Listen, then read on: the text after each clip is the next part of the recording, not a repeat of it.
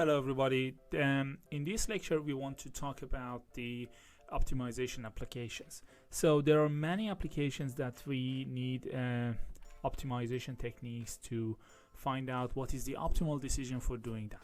Let me give you a very simple example. Suppose you want to construct a bridge and you want to find out how you should do it.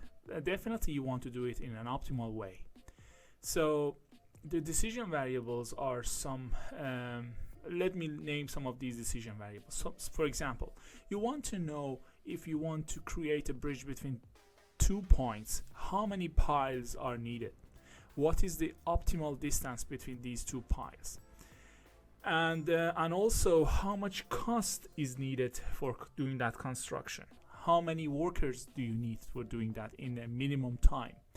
And which materials you have to use in order to minimize the environmental undesired impacts, and so on and so on. Okay, so you can see here that there are several issues associated with each optimization problem.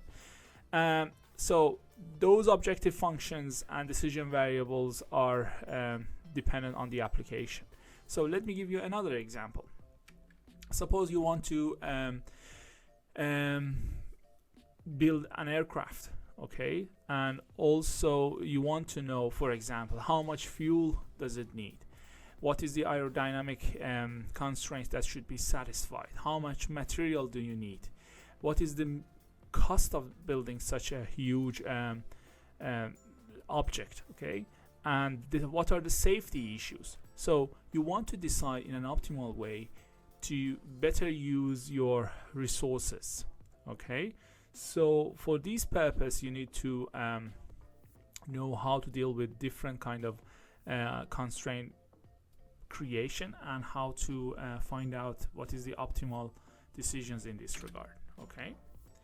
So different optimization problems can be categorized into some categories. For example, single objective optimization. So in this type of optimization you only have one objective function, and also you have a multiple number of constraints, okay. So this is one way of dealing with the optimization. The other way is, for example, you have multiple objective functions and you want to find out what is the optimal decision variables in order to not only satisfy the